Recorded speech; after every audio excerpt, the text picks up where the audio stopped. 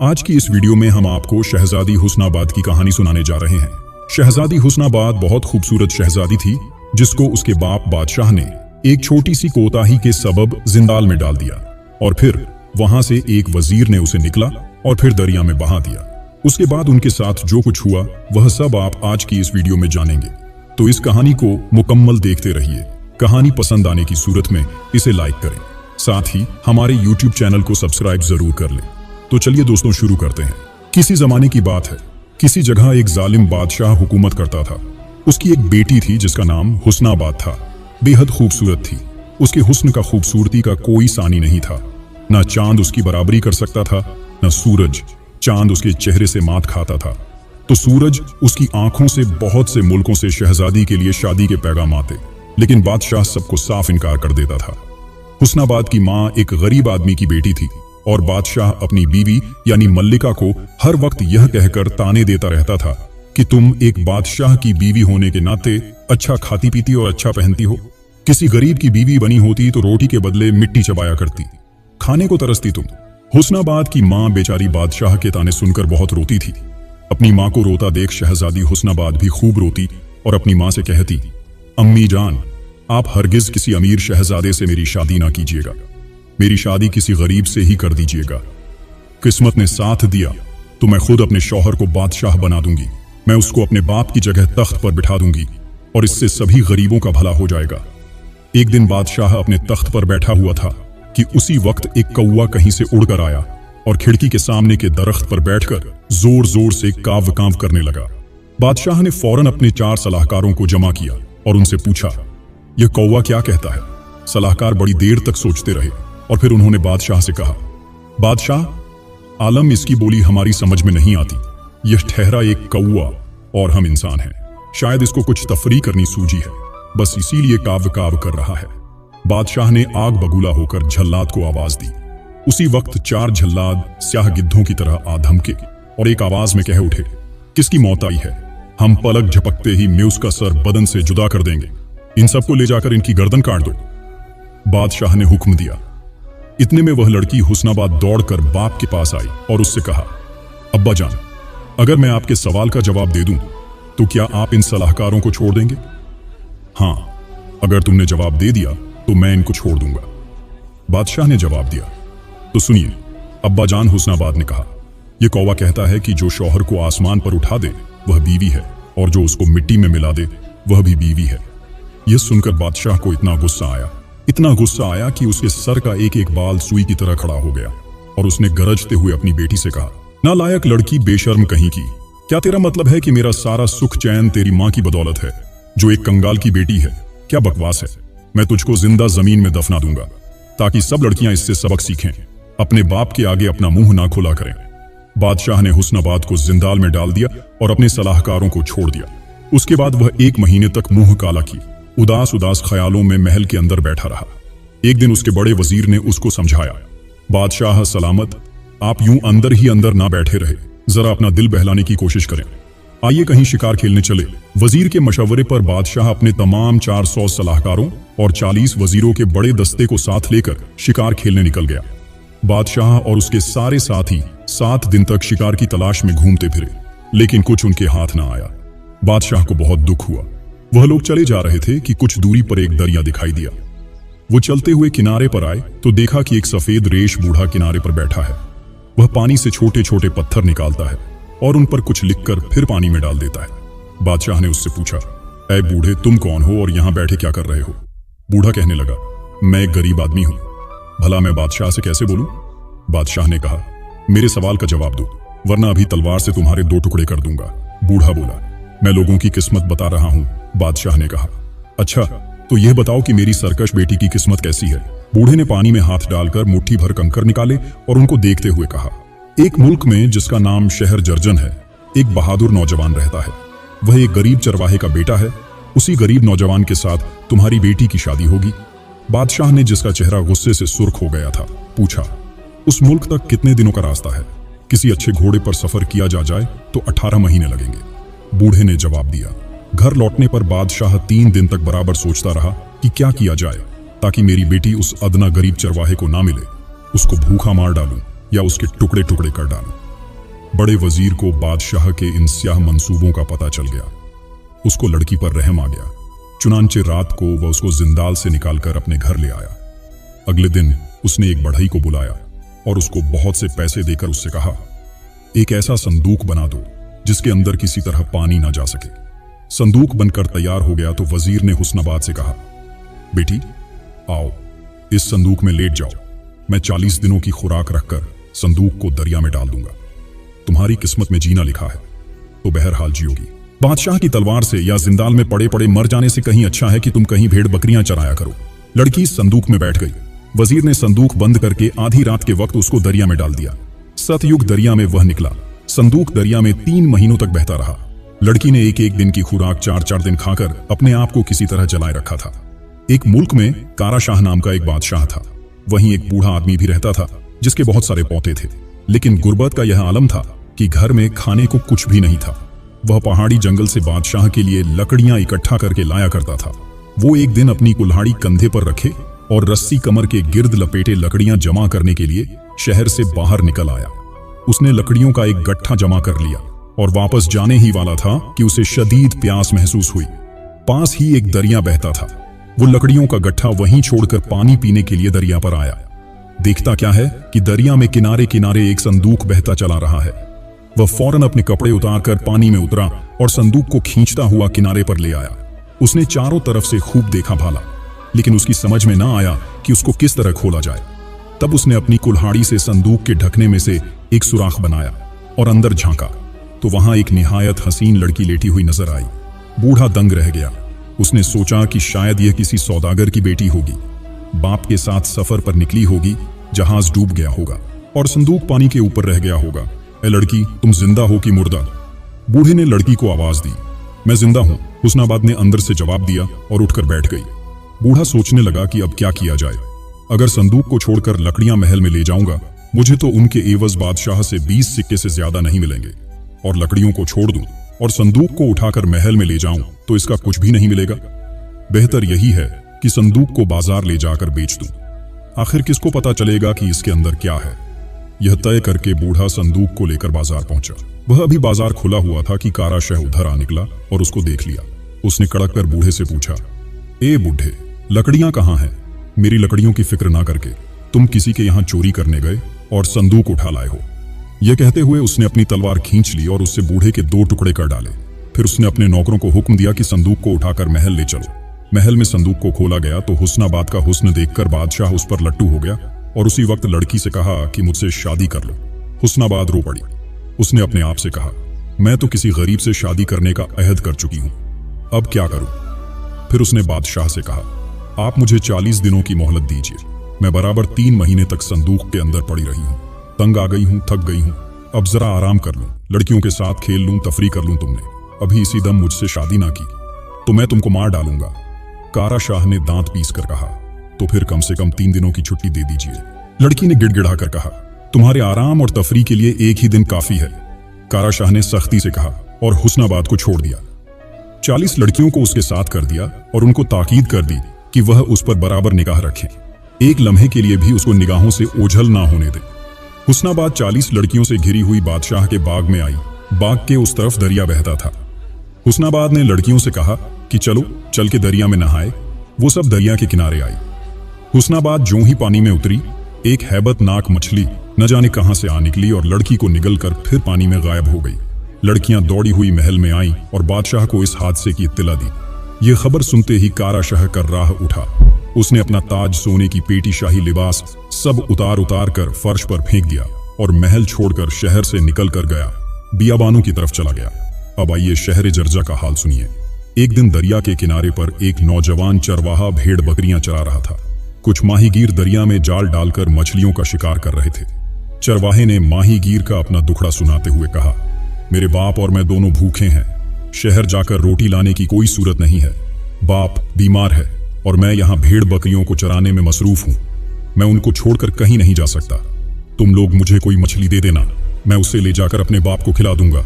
माहीगीरों ने कहा, अच्छी बात है, अब की जो कुछ जाल में आएगा वह तुम्हारा है। यह कहकर उन्होंने अपना जाल खींचा तो क्या देखते हैं कि उसमें एक बहुत ही बड़ी मछली फंसी है।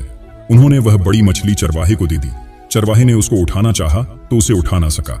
इतनी वजनी थी वह मछली। नौजवान 5 बैलों की मदद से खींचता हुआ उसको अपने घर लाया। मछली को अपने बाप के पास छोड़कर वह खुद फिर अपनी भेड़ बकरियों के पास लौट गया। बूढ़ा मछली को पाकर बहुत खुश हुआ। उसने छुरी से उसका पेट चीरा तो क्या देखता है कि वहां एक लड़की पड़ी हुई है। बूढ़े ने लड़की के मुंह में पानी के कतरे टपकाए। लड़की को होश आया और उसने आंखें खोल दी। वह उठ खड़ी हुई और बूढ़े को झुककर सलाम किया। फिर उसने कहा, बाबा मुझे भूख लगी है, कुछ खाने को दीजिए। बूढ़े ने मछली का एक टुकड़ा काटा और उसे तलकर लड़की को दिया। उसने मछली खा ली और फिर बूढ़े से पूछा, बाबा आप क्या काम करते हैं? मैं चरवाहा था, बूढ़े ने बताया। अब बूढ़ा हो गया हूं, अब यह काम मेरी जगह मेरा बेटा करता है। यह सुनकर लड़की बेहद खुश हुई और जोश से कह उठी, मेरी मुराद पूरी हो गई बाबा। अगर आप कहें तो मैं आपके बेटे से शादी कर लूं। मेरी माँ भी एक गरीब घराने की बेटी थी। शादी के लिए हमारे पास रुपए कहाँ है बेटी? बूढ़े ने कहा, कोई बात नहीं। लड़की ने जवाब दिया, जब मैं अपनी मर्जी से शादी कर रही हूं तो लोगों को दावत देने की कोई जरूरत नहीं है। बूढ़े ने उसी दिन हुस्नाबाद के साथ अपने बेटे का निकाह पढ़वा दिया। निकाह के अगले दिन सुबह हुस्नाबाद ने अपने सर के बाल एक रुमाल तले छुपा लिए और आस्तीन चढ़ाकर घर के कामकाज में लग गई। वह देगची के पास आई तो देखा कि देगची पर मैल की इतनी मोटी तह जम गई है कि उसके दोनों कुंडे एक दूसरे से मिलते मिलते रह गए हैं। बाकी बर्तनों का भी यही हाल था। हुस्नाबाद ने खुरच खुरच कर मांझ मांझ कर उनको चमका दिया। फिर उसने घर के आंगन में झाड़ू देकर उसे साफ सुथरा कर दिया। सब मैले कपड़े धो डाले। यह सब देखकर बूढ़े का दिल दिन की तरह रोशन हो गया। उठकर अपनी बहू के पास आया और बड़ी मोहब्बत से उससे कहा, झुक झुक ज्यों बेटी, मैं बूढ़ा हो चुका हूं। मुझसे घर गृहस्थी का कोई काम नहीं हो पाता और मेरा बेटा सुबह उठते ही काम पर चला जाता है और अंधेरा होते घर लौटता है। लेकिन हम कितने खुशकिस्मत हैं कि हमें तुम मिल गई।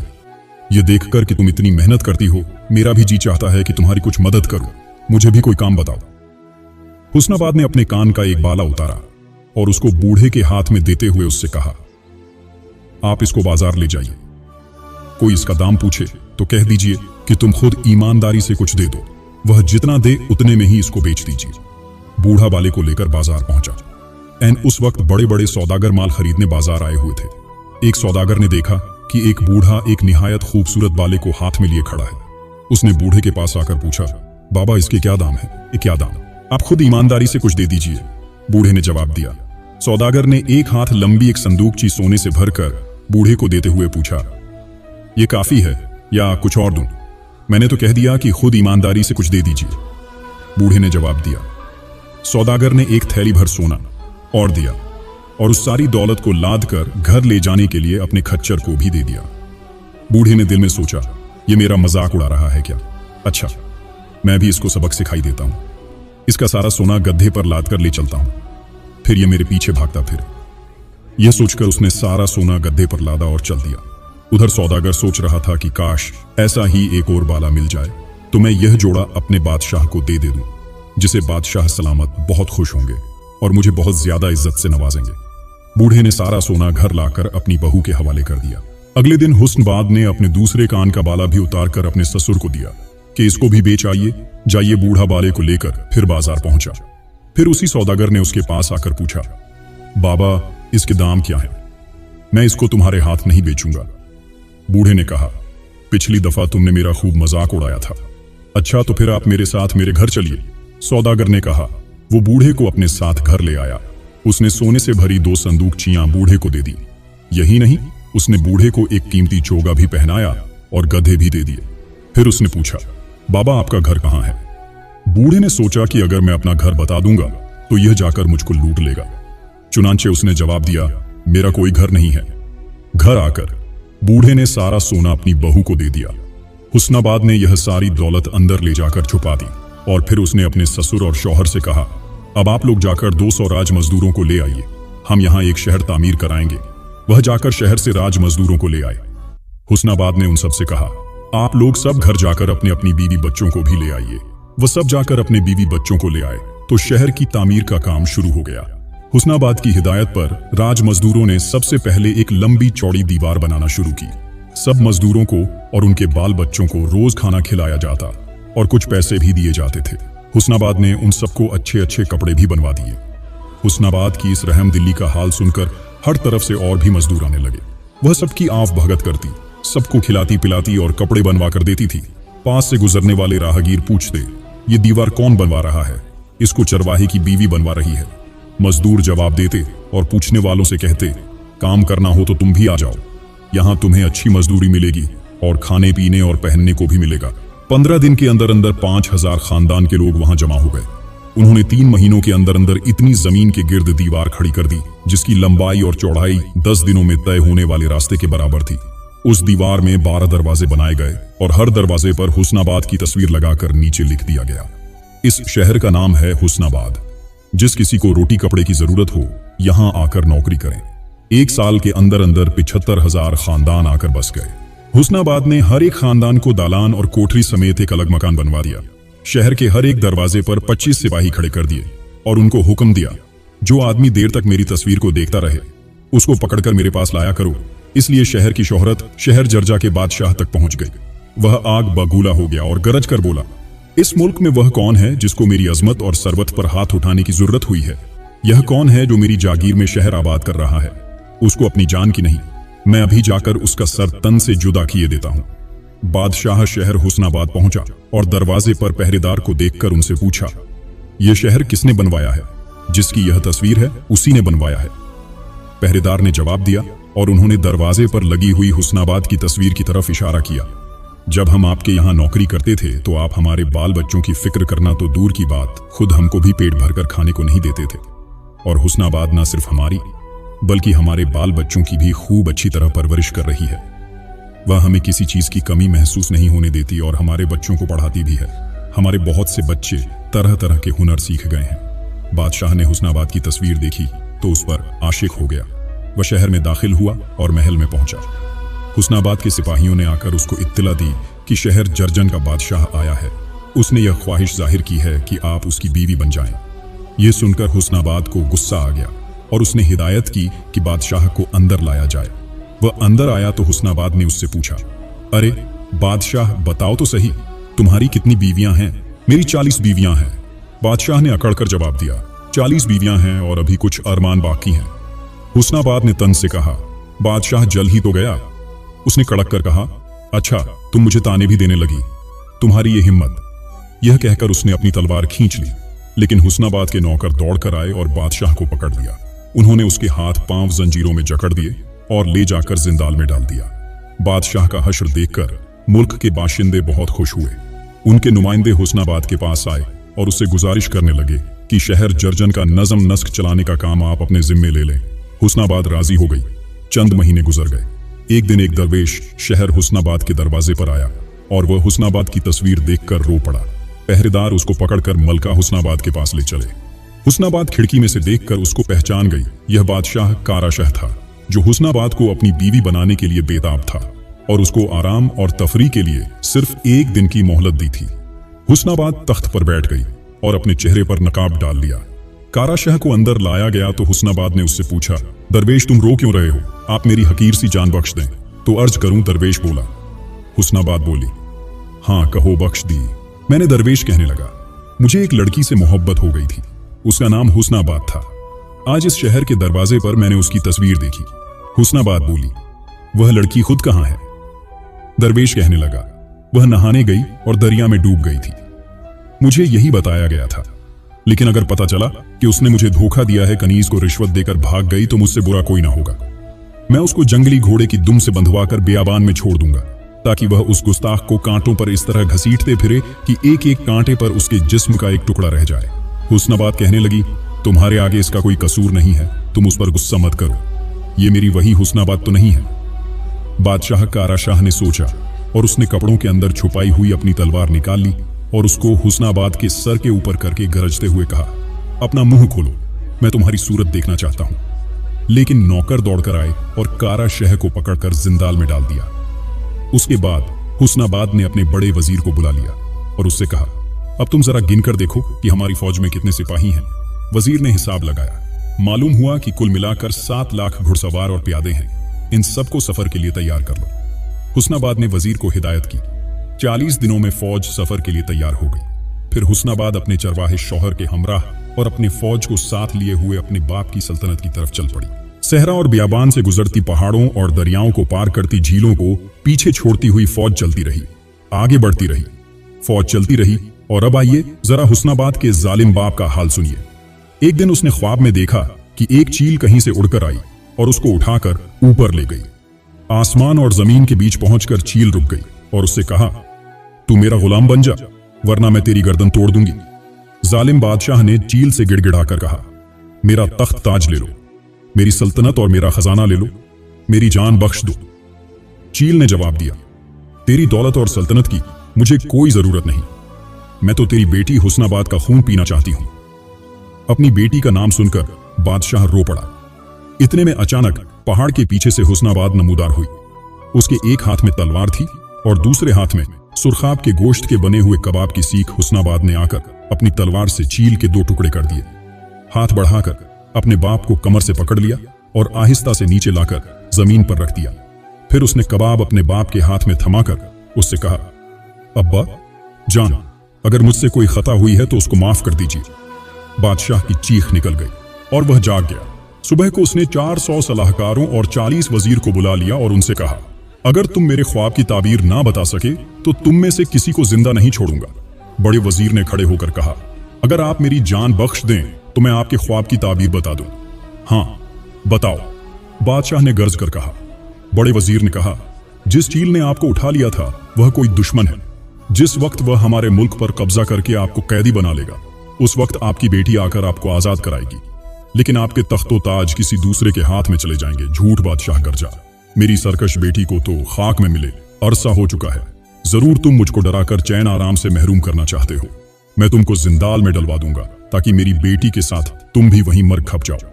बादशाह ने जल्लादों को बुलाकर अपने बड़े वजीर को जिंदाल में डलवा दिया, लेकिन उसी दिन से बादशाह अपना चैन और आराम बिल्कुल खो बैठा। वह रातों को डर के मारे सो नहीं पाता था। रात रात भर अपने बिस्तर पर लौटता रहता या फिर अपनी ख्वाबगाह के अंदर इधर उधर घूमता फिरता था, बिल्कुल उसी तरह जिस तरह कोई जख्मी जंगली सुअर झाड़ियों में दर्द से तड़पता फिरे। एक हफ्ते के बाद एक एलची उसके पास आ पहुंचा। उसने आते ही ऐलान किया, शहर जर्जन का बादशाह अपने लश्कर को लेकर हमला करने आ रहा है। जल्दी से अपने दोनों हाथ सीने पर रखकर और सर झुकाकर उसका इस्तकबाल करो। अगर तुमने अपनी मर्जी से अपनी सल्तनत को उसके हवाले ना किया तो पछताओगे। हमारे बादशाह ने तुम्हारे लिए सलाम और इनाम भेजा है। यह कहकर एलची दौड़कर बादशाह के पास गया और उसके मुंह पर जोर से एक थप्पड़ मार दिया। वह माफी मांगता हुआ अपने तख्त के पीछे छुप गया। एलची चला गया तो उसने थर थर कांपते हुए अपने वजीर से कहा, एलची का यह हाल है तो भला इस बादशाह के सिपाही कैसे होंगे? अब क्या किया जाए? कोई मशवरा दो। हम आपको कोई मशवरा नहीं दे सकते। वजीर ने जवाब दिया, हम चाहे अच्छा कहें या बुरा, हर सूरत में आप हमको कत्ल करा देंगे। आप बड़े वजीर को जिंदाल से निकाले व इनामो इकराम लेकर शहर जर्जा के बादशाह के पास जाएं। फिर जो होगा। बादशाह ने बड़े वजीर को जिंदाल से निकाला और उससे कहा, तुम अभी शहर जर्जन के बादशाह के पास चले जाओ और दोहरे तहरे होकर उसको सलाम करो। वह अगर कहे तो मेरी सल्तनत उसे दे दो। कल वाले थप्पड़ से मेरा गाल अभी तक दुख रहा है। अगर उसने कहा कि बादशाह की जान लूंगा तो मैं दरवेश का डंडा लेकर शहर से निकल जाऊंगा। वैसे कोई दूसरा थप्पड़ अब मैं बर्दाश्त न कर सकूंगा। वजीर हंस पड़ा और उसने बादशाह से कहा, जब मैंने आपको ख्वाब की ताबीर बताई थी तो आपको गुस्सा आ गया था। अब बताइए, मैंने सच कहा था या झूठ? अब दुश्मन आएगा, वह आपको किसी जंगली घोड़े की दुम से बांधकर घोड़े को बियाबान की तरफ हाँक देगा, घोड़े को कांटों पर घसीटेगा और आप एक कुत्ते की मौत मर जाएंगे। बादशाह कीचड़ में फंसे हुए गधे की तरह गर्दन झुकाए चुप रह गया। बड़ा वजीर कीमती सौगात लेकर चल पड़ा। रास्ते में उसने शहर जर्जन के बादशाह के नाम एक खत लिखा और नीचे अपना नाम दर्ज करके अपने एलची के हाथ भेज दिया। वह खत हुस्नाबाद को मिल गया। खत पढ़ने के बाद हुस्नाबाद ने बड़े वजीर को अपने पास तलब किया। वजीर ने अंदर आकर बड़े अदब से झुककर सलाम किया और बैठ गया। उसने इधर उधर नजर डाली तो देखा कि सामने बादशाह बैठा है। यह हुस्नाबाद का शौहर चरवाहा था। तख्त के इर्द गिर्द 40 सिपाही बादशाह के इशारे के मुंतजिर हाथ बांधे खड़े हैं और तख्त के एक तरफ कोई मुंह पर नकाब डाले बैठा हुआ है। ए बड़े वजीर, उस नकाब वाले शख्स ने कहा, तुम्हें अकेले हमारे छावनी में आते हुए डर नहीं लगा? यहां तुम्हारी हिमायत करने वाला कोई नहीं है? अगर मैं तुमको मार डालूं तो? बड़े वजीर ने हुस्नाबाद की आवाज को पहचान लिया और उसने फौरन जवाब दिया, जिसको खुद ही मौत के मुंह से बचाया हो, कोई उससे क्यों डरे? तब हुस्नाबाद ने अपने मुंह का नकाब उठा दिया और उठकर बड़े वजीर के पास आई। ऐ मेरे मोहसिन, ऐ नेक दिल इंसान, उसने वजीर से मुखातिब होकर कहा, आप ही की बदौलत में आज तक जिंदा हूं। अगर मैं अपने बाप की सल्तनत आपके हवाले कर दूं तो क्या आप उसका नज्म नस्क अदल और इंसाफ से चला लेंगे? अरे बेटी, मैं तो अब बहुत बूढ़ा हो चुका हूं। बड़े वजीर ने जवाब दिया, अगर तुमने यह मिल्कियत मेरे हवाले की तो मैं इसे उस शख्स को सौंप दूंगा जो मेरे सामने तख्त पर बैठा हुआ है। हुस्नाबाद अपनी फौज को लेकर शहर में दाखिल हुई। बादशाह की तलाश की जाने लगी, लेकिन वह कहीं भी ना मिला। वो तो डर के मारे उसी दिन भाग खड़ा हुआ था। उसके बाद कभी किसी ने उसको नहीं देखा। हुस्नाबाद अपने चरवाहे शौहर के साथ मिलकर मुल्क भर हुकूमत करने लगी। जितने बेगुनाह जिंदाल में पड़े हुए थे, उसने उन सबको आजाद कर दिया। उनमें से मुख्तलिफ वजीरों और सलाहकारों को उसने मुख्तलिफ शहरों का हाकिम मुकर्रर किया। इस तरह हुस्नाबाद अपनी मुरादें पा गई और हुस्नाबाद में अपनी वह बात सच कर दिखाई जब उसने अपने वालिद बादशाह से कहा था कि औरत चाहे तो आदमी को आसमान की बुलंदी तक पहुंचा सकती है और औरत चाहे तो उसी बुलंदी से जमीन पर ला सकती है। यह कहानी यहीं पर खत्म होती है। उम्मीद है आपको कहानी पसंद आई होगी। अगर आपको कहानी पसंद आई हो तो इसे लाइक करें।